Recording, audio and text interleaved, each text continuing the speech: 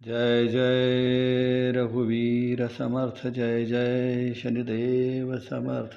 बहुता परी संकटे साधनाची, व्रते दान उद्यापने ती धनाची. दिनाचा दयाळू मनी आठवावा, प्रभाते मनी राम चिंतित जावा. त्याचं हिंदी संस्करण आहे. सहे संकट बहु साधन कीजे, व्रत उद्यापन दान को कीजे. सबसे बढ़कर मगन नाम में, सबसे बढ़कर मगन नाम में, सूर्योदय हो प्रभु कीर्तन में.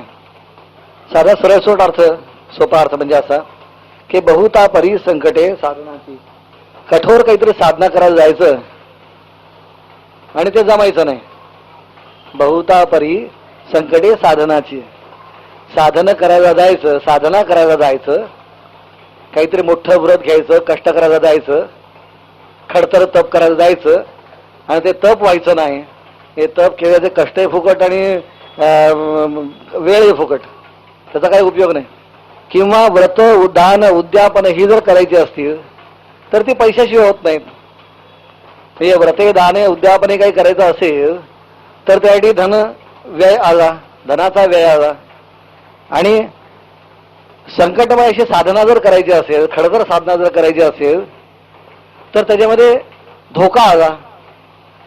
तर असे धोका असणारी संकटमय साधना करण्यापेक्षा किंवा धनाची ज्याच्यात गरज आहे अशी व्रते दान उद्यापने करण्यापेक्षा दिनाचा दयाळू मनी आठवावा. सोपी गोष्ट म्हणजे काय, दिनाचा दयाळू मनी आठवावा, रामरायांचं स्मरण करावा, प्रभाते मनी राम चिंतित जावा. एक गृहस्थ गेले काशी यात्रेला.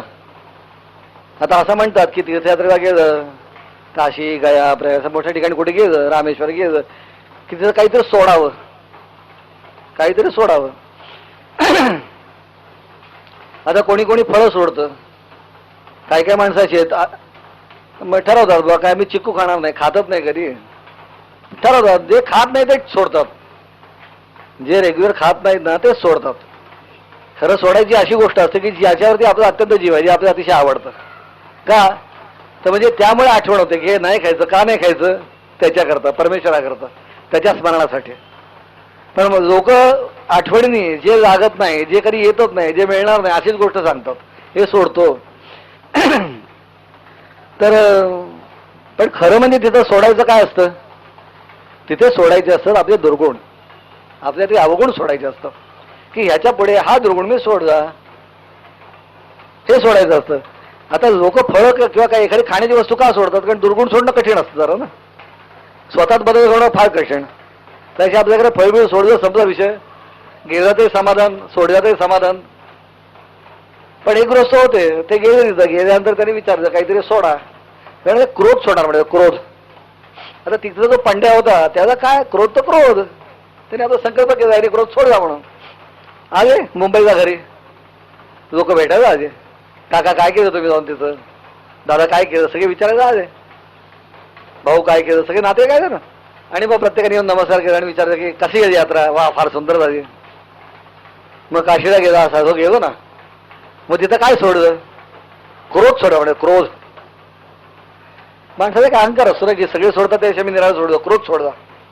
एक होता टिंगलखोर, ऐकलं त्यांनी क्रोध सोडल्याने म्हणून.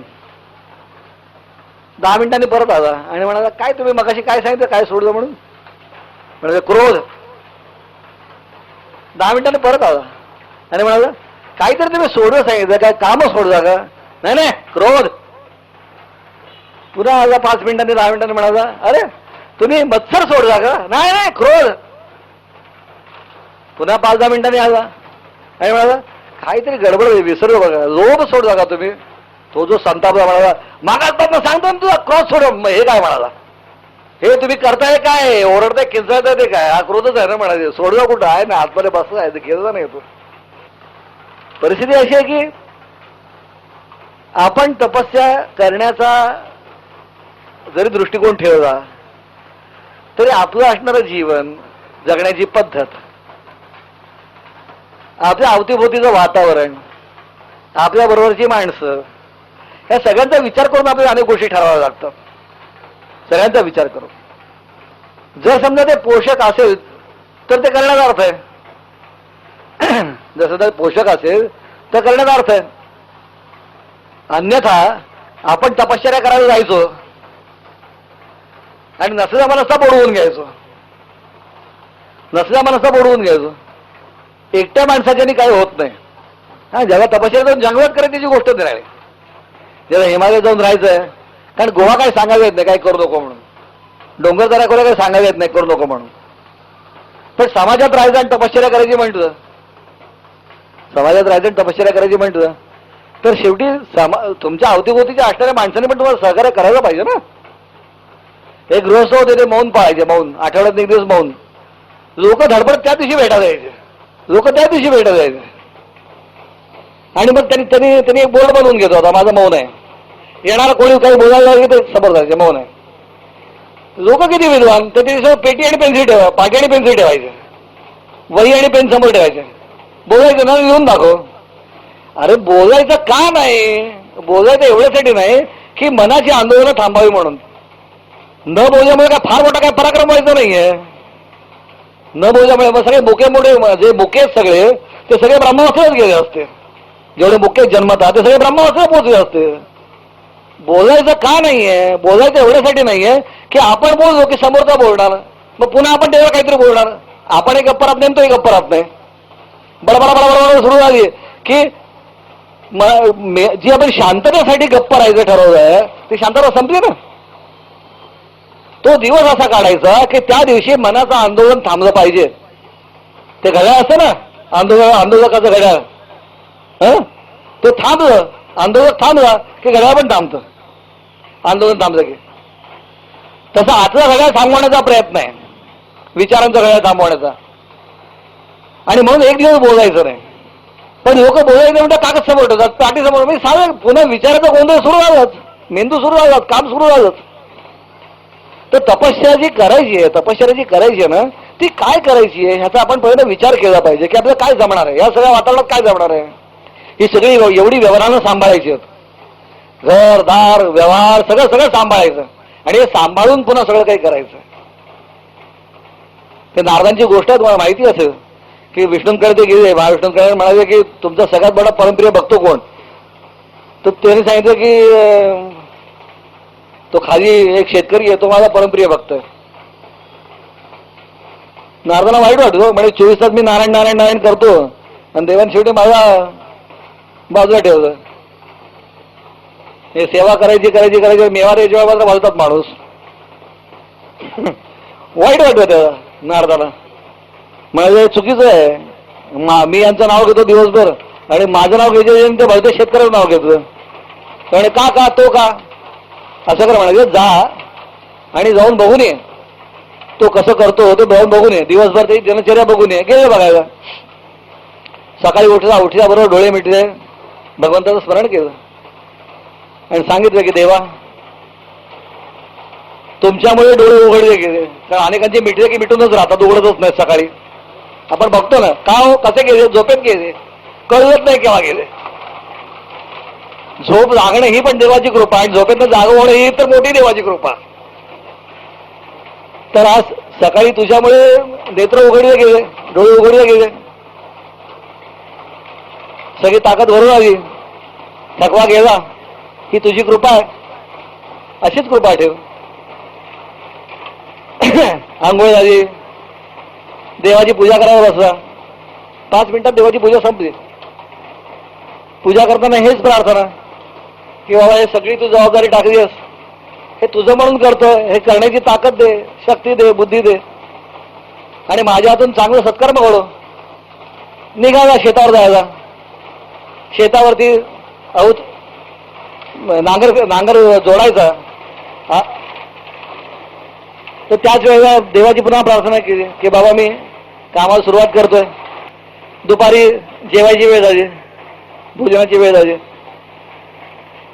त्याची पत्नी जेवण घेऊन आली, पडशी घेऊन आली आणि आल्यानंतर जेवायला बसताना पहिला घास हातात घेतला आणि म्हणाला ते परमेश्वरा तुझ्यामुळे हे अन्न मिळतंय, असंच मिळू दे, कायम तुझी अशीच कृपा राहू दे आणि सर्वांना अशीच कृपा कर. संध्याकाळी निघताना सगळं आवडताना सांगितलं की शेत सोडून चालू आहे, त्यावेळी लक्ष दे, मी इथं काम केलंय, त्या शेताकडे लक्ष दे, हे पिकलं तर मला मिळणार आहे, हे सगळं चालणार आहे. घरात रात्री जेवून झोपताना पुन्हा स्मरण केलं, रात्री झोपताना परत स्मरण केलं की आजचा दिवस जसा आनंदात गेला तसा कायम आनंदात जाऊ दे तुझ्या स्मरणाने. नाही झोपला.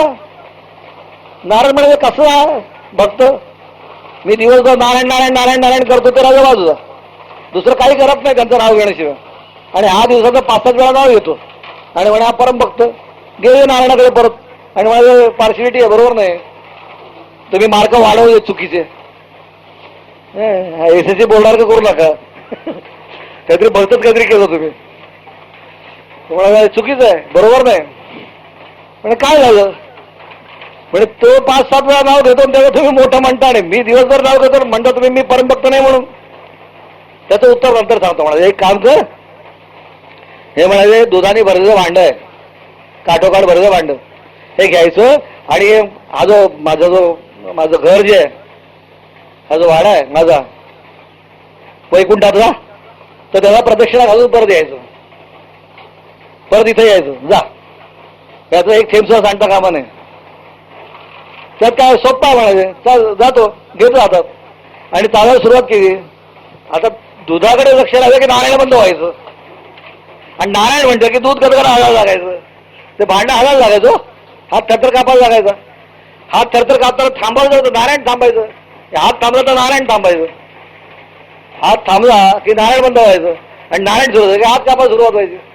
आता करायचं काय, मग शेवटी विचार केला नारायणाची आज्ञापैकी महत्वाची, म्हणून आपलं दूध आपलं फळ घेऊन जावं, नारायण बंद, एक तारीख बंद, आले परत आणि म्हणाले बघा एक टेपचं सांडवं नाही, इतक्यात नारायण किती वेळा म्हणावं म्हणाले. अहो कसं नारायण म्हणाले, नारायण म्हणाले की दूध सांडायला लागतं, हेच महत्वाचं आहे म्हणाले, हेच महत्वाचं आहे. तो दिवसभर सगळं काही करतो, अरे त्याच्यावरती किती प्रपंचाची जबाबदारी आहे, तुमच्यावर जबाबदारी आहे, तुमच्यावर फक्त नारायण म्हणण्याची जबाबदारी आहे, त्याच्यावर प्रपंचाची जबाबदारी आहे. सगळं त्याला सांभाळायचं आहे, व्यवस्थित करायचं आहे, त्यात कुठे त्रुटी येऊ द्यायची नाहीये, त्यात कुठे गोंधळ येऊ द्यायचा नाहीये. आणि हे सगळं करताना पुन्हा त्यांनी माझं स्मरण करायचं. तुम्ही हे दुधाचं भांडे घेऊन फिरताना तुम्ही नारायण म्हणावे विसरतात, तो तर किती व्यवहार पाळतो, किती गोष्टी पाळतो, प्रत्येक गोष्टीत बारीक सारी गोष्टीत लक्ष घालतो, आणि हे लक्ष घालताना सुद्धा तो माझं स्मरण करतो, हे जास्त महत्वाचं. आपण काय करू शकतो ह्याचा पहिल्यांदा विचार करायला पाहिजे.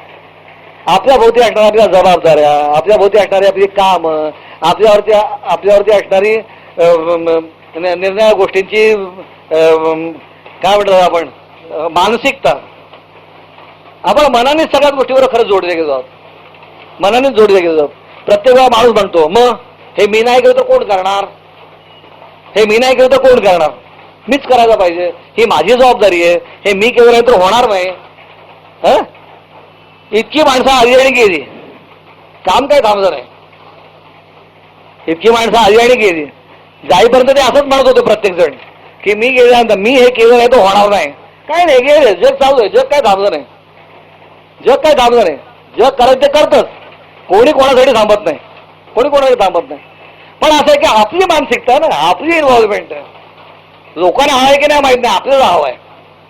लोकांना हवं आहे की नाही माहित नाही, आपल्याला हवं आहे. घरामध्ये समजा, मी अनेक घरामध्ये बघतो, अनेक घरांमध्ये की जर समजा सुनेनी सगळी कामं करायला सुरुवात केली तर सासूबाईंची तक्रार असते, मी स्वयंपाक केलं आवडत नाही तिला, सगळं स्वतः करते, मी गेले की म्हणते तुम्ही कशाला येता, मी करते. आणि जर समजा ती म्हणाली की सासूबाईंना की नाही भाऊ तुम्हाला सुद्धा करायला दिलं पाहिजे बरं का, मी तुम्हाला पण करायला द्यायला पाहिजे, तुम्ही आणि मी मिळून करू, बघा कशाला सून नाही तर एवढी लग्न करून घराला आणली आणि मला परत करायला लावतेस, मी इतके दिवस मीच करत होते, याच्या पुढे मीच करायचं. माणसाला समाधानच नसतं, सुखच नसतं. जे मिळेल त्याच्यात तो माणूस त्रुटी शोधत असतो. अर्धा ग्लास पाण्याने भरला असेल तर आशावादी माणूस म्हणतो बघा अर्धा ग्लास भरलाय, आणि निराशावादी म्हणतो बघा अर्धा ग्लास मोकळा आहे. आपला दृष्टिकोन आयुष्याकडे बघण्याचा कसा आहे याच्यावर अनेक गोष्टी अवलंबून आहेत. आपला दृष्टिकोन आयुष्याकडे बघण्याचा कसा आहे त्याच्यावर अनेक गोष्टी अवलंबून आहेत. म्हणून मी एकदा गोष्ट सांगितली ना की एकदा एक गृहस्थ होते, सकाळी काही हे बोलले की बायको भांडणं सुरुवात करायची. मी तर सांगितलं मागच्या गोष्ट, काही बोललं की भांडण सुरुवात करायची, काही बोललं की भांडण वाकडच घेणार, काही बोललं की. एक दिवशी मला आज बोलायचंच नाही काही. सकाळी पेपर हातात घेऊन बसला, म्हणाला पेपरचं नाव बसलं ते इथे इथे छापून प्रसिद्ध केलं इथपर्यंत वाचायचं, जाहिराती वगैरे सगळं सगळं जाहिराती रेड बीड काही संबंध नाही पण वाचायचं. आज बोलायचं नाही, हातात पेपर घेऊन बसला. अर्धा तास सगळं काही बोललाच नाही हो. अजी भडकली बायको, हा मला माहिती आहे काय आता, मला माहिती आहे. अरे पण झालं काय, मी काय बोललोच नाही. बरोबर आहे, मी चिडाव म्हणून तूही बोलत नाही. आता काय करणार, बोललो तरी अडचण, नाही बोललो तरी अडचण. एकदा गृहस्थांकडे गेलो तर आतमध्ये थंड आवाज यायचा. थंड आवाज आला की कोणीतरी असायचं, घराचा तो करता पुरुष तरी नाही तर ती गृहिणी तरी. आज जर विचारलं म्हटलं काय चाललं, काय नाही म्हणाले, काय की तिला आला राग आणि म्हणून ती काहीतरी फेकून मारते. मला लागलं की तिला बरं वाटतं आणि मला नाही लागलं की मला बरं वाटतं. हे प्रत्येक गोष्टीत आनंद शोधायचा प्रयत्न, दुसरं काय. तर आपण आयुष्याकडे कसं बघतोय याच्यावरती अनेक गोष्टी अवलंबून आहे. तेव्हा नामस्मरण करणं हा सगळ्यात सोपा मार्ग. आपण म्हणतो की मी तपश्चर्या करीन, म्हणायला सोपं आहे हो, म्हणायला सोपं आहे. एक तर आपला जीव निघाला पाहिजे, आपला जीव निघाला पाहिजे. काय असतं, काय काय माणसं म्हणतात अहो शेवटी आपली जबाबदारी टाळून जाण्यात कसा अर्थ नाही, शेवटी आपली जबाबदारी पार पाडली पाहिजे की नाही. पण ज्याचं मन संसारात उठलं ना तो जबाबदारी आहे का नाही याची पण काळजी करत बसतो, तो उठून चालवायला लागतो. पण ज्याचं मन संसारात अडकलंय त्याच्यासमोर कोणी येऊन जरी उभा राहिला आणि सांगितलं अरे हे सगळं वृथा आहे, तो म्हणतो नाही जबाबदारी आहे, पार पाडायलाच पाहिजे. सासूबाई जाऊ निघाल्या काशी यात्रेला, सासूबाई काशी यात्रेला जाऊ निघाल्या. सुनांनी विचार केला, बरं झालं सकाळ संध्याकाळ प्रत्येक गोष्टीने बाई दखल घेते, सारखं मार्गदर्शन. ते माझा एकाने सांगितलं म्हणजे सासू म्हणजे काय सारख्या सूचना, सासू म्हणजे काय सारख्या सूचना आणि सून म्हणजे काय सूचना नकोत. तर ती सारखी काहीतरी सांगते, तेवढे बरं आहे जातीय तर म्हणून सगळ्या सुनाने आनंदाने सगळी तयारी करून दिली तिची, बॅगा बिगा भरल्या. आणि जाताना तिला काही राहत नाही, तिला ते सुनाला सांगते भांड्याकडे लक्ष द्या, याच्या जेवणाकडे लक्ष द्या, आभार होईल, म्हशीकडे लक्ष द्या, दुधाकडे लक्ष द्या. प्रत्येक गोष्ट सकाळी नोकरी येईल त्याला काम भेटत देत जा, वेळेवर उठत जा, तिचं आपलं चालूच आहे निघेपर्यंत. जाताना दारापर्यंत सगळ्या सोडायला गेल्या सुना.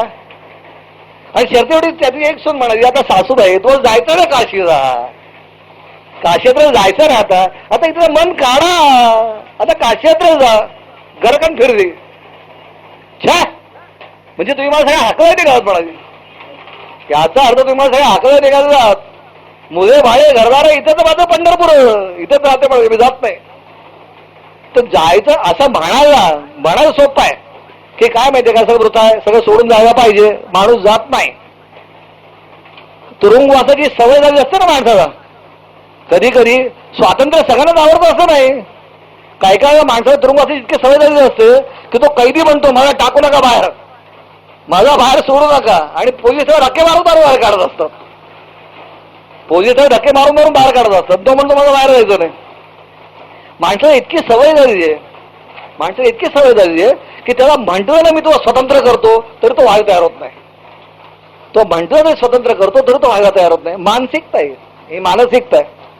प्रत्येकाला असं वाटतं की काय माहितीये का, मी समाजात राहतो, घरात राहतो, पण मी सुरक्षित आहे. सुरक्षितता त्याच्यावरती अवलंबून आहे, परमेश्वरावरती.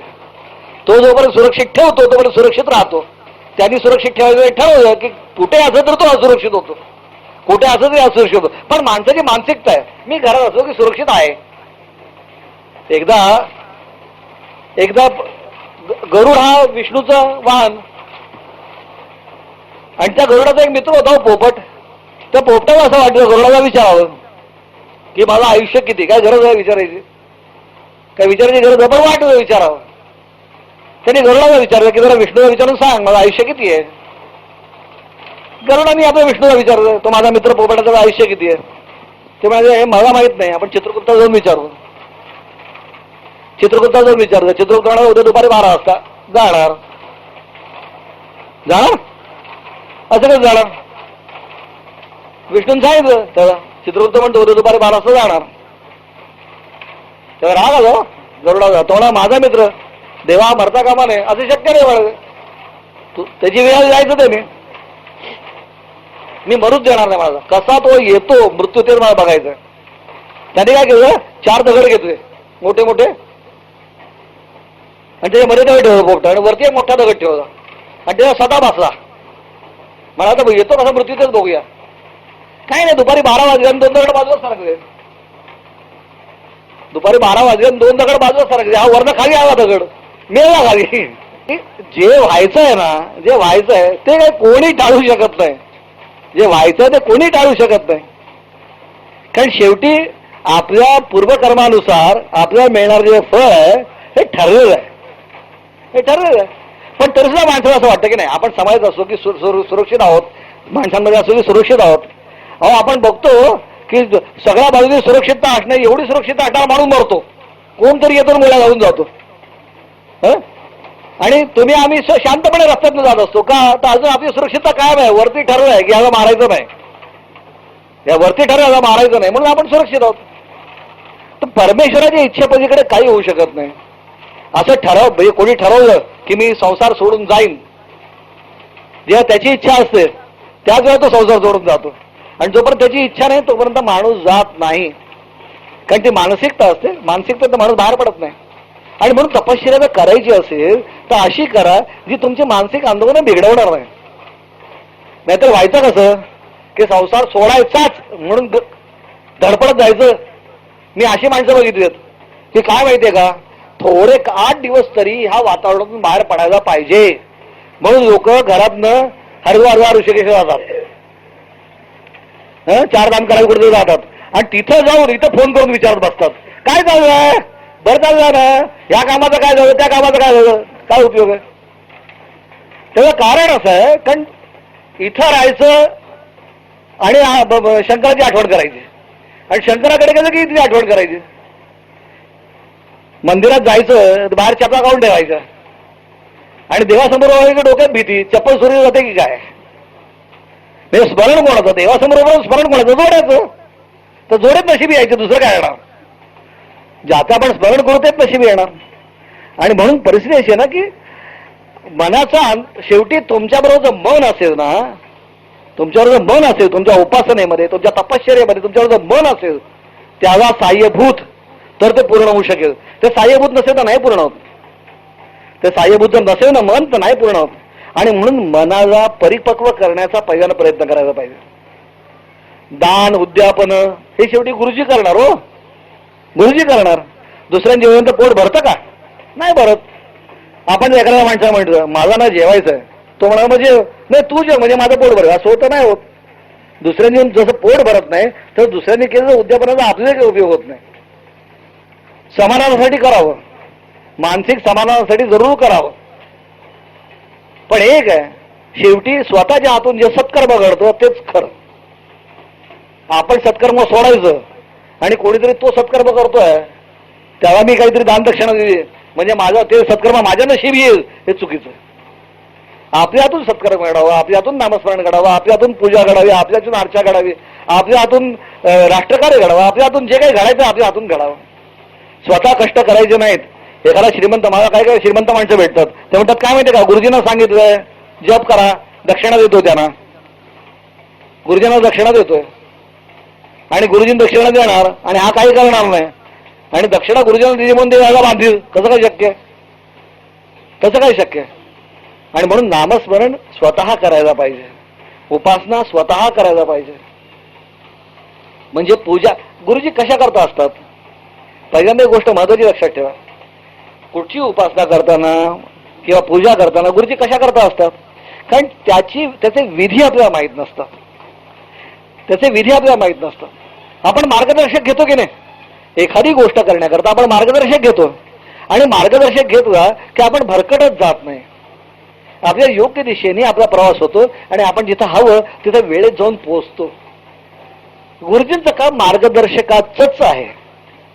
पण मार्गदर्शक मार्ग दाखवतोय आणि आपण बाकीचा काहीतरी उद्योग करत फिरतोय, तर ते मार्गदर्शन कसं. सत्यांच्या पूजेला गुरुजींना बोलवायचं आणि बसल्यानंतर म्हणायचं 15 मिनिटात संपेल ना, कसं संपणार. गुरुजींना पूजेला बोलवायचं 15 मिनिटात संपेल की नाही, का नाही ते लोक जेवायला हवेत ना, आणि इकडे लक्ष तिकडे ते हवे का, हे हवे का, हे हवे का, म्हणजे हा रस्त्यावर चाललाच नाही. गुरुजीने दाखवलेल्या रस्त्यावर हा चाललाच नाही तर सत्यनारायणापर्यंत पोहोचायचा कसा? कारण पूजा हे मानसिक चालणं आहे, उपासना हे मानसिक चालणं आहे, शारीरिक चालणं नाहीये. आणि हे मानसिक चालणं तेव्हाच होतं की जेव्हा गुरुजी सांगतात आचमन घ्या तेव्हा आचमन घेतलं, गुरुजी सांगतात आचमन सोडा, पाणी सोडा तेव्हा सोडलं, गुरुजी म्हणतात म्हणा मंत्र तेव्हा म्हणलं. म्हणजे कसं की त्याच्याकडे लक्ष आहे, जे घडतं त्याकडे लक्ष आहे, मी काय करतोय, मी कुठची कृती करतोय याकडे लक्ष आहे. आणि हे जेव्हा लक्ष असतं ना तेव्हा ते मानसिक चालणं होतं. आणि जर मानसिक चालणं नसेल तर त्याचा अर्थच राहणार नाही. तर कुठची उपासना, व्रत, उद्यापन ही जी करायची ना, ही साधारणतः परिस्थिती अशी असते की पैसे खर्च करणे एवढाच फक्त दृष्टिकोन यजमानाचा असतो. कोणतरी सांगतं नारायण नागबळी कर, क्या जातो. कोणतरी सांगतो कसं विधी कर, क्या जातो. गुरुजी सांगतो विधी करून टाका. गुरुजी म्हणतात ह्याला विधी करून टाकायचंच आहे, तोही विधी करून टाकतो, ह्याच्या पलीकडे काय व्हायचं. आणि म्हणून आपण जी कृती करतो ती कृती जर आपण समजून घेऊन करत असलो तर त्याचा उपयोग आहे. नुसता पैसा खर्च करणं हा त्या कृतीमागे दृष्टिकोन असता कामा नये. जसं आपण कोणाचेही कष्ट फुकट घेत नाही, जसे आपण कोणाचेही कष्ट फुकट घेत नाही, तसं गुरुजींचेही कष्ट फुकट घेऊ नये हाच त्या दक्षिणेमागे अर्थ असला पाहिजे. ती दक्षिणा एवढ्यासाठी नाहीये की माझे उपाय सगळे गुरुजींनी करायचे, माझे उपाय मीच करायचे, पण गुरुजींच्या मार्गदर्शनाखाली करायचे, हा दृष्टिकोन असला पाहिजे. आणि जेव्हा ते आपण करतो तेव्हा ते आपल्या अंगी लागतं. जर आपण तसं केलं नाही तर त्याचं फळ आपल्याला कसं मिळणार. आणि म्हणून व्रते, उद्यापने हे सगळं जे काय आहे ह्या धनाच्या गोष्टी आहेत, पैशाच्या गोष्टी आहेत. खर्च करून मार्गदर्शन घ्यायचं आणि खर्च करून करायचं. आणि साधना करायची म्हणतो तर साधना जमली पाहिजे, सगळं सोडून जायचं म्हणतो तर जमलं पाहिजे. आणि सगळं सोडून गेलं, जायला जमलं सुद्धा तरी तेवढे कष्ट घेण्याची शारीरिक तयारी पाहिजे. हे सगळं जर जमणार नसेल ना तर सगळ्यात सोपा उपाय म्हणजे नामस्मरण. सगळ्यात सोपा उपाय म्हणजे नामस्मरण. हे बाकीचे काही उद्योग करण्यापेक्षा नामस्मरण तोंडात असावं, जिभेवर सतत नाम असावं. नामा परते काहीही महत्वाचं नाही. कारण शेवटी हे सगळं करायचं कशा करता, हे सगळं करायचं कशा करता तर आत नाम रुजावं म्हणून, परमेश्वराचं स्मरण रुजावं म्हणून, परमेश्वराचं अस्तित्व प्रगट व्हावं म्हणून, म्हणून सगळं काही करायचं. सगळा सोपा मार्ग नामस्मरणाचा.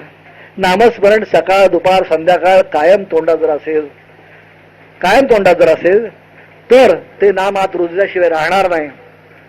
ते नाम आत रुजल्याशिवाय राहणार नाही. आणि निसर्गाचा नियम आहे, तुम्ही एक बी लावा तो अख्खं कणीच देतो. शेतामध्ये आपण एक बी पेरतो तर तो अख्खं कणीच देतो परमेश्वर, शेकडो बियांचं, बरोबर ना. तसं तुम्ही एक नाम रुजवा, हजारो नामाविषयी राहणार नाही, त्याचा हजारो पटीने फळाविषयी राहणार नाही. आणि म्हणून नामावरती एकाग्र व्हा, नामावरती एकाग्र व्हा. आणि सगळं जे काही करेल ते नामासाठी करा, परमेश्वरासाठी करा. जसं तुम्ही त्याशी एकरूप व्हाल तसं तो तुमच्यात प्रगट राहणार नाही. जय जय रघुवीर समर्थ.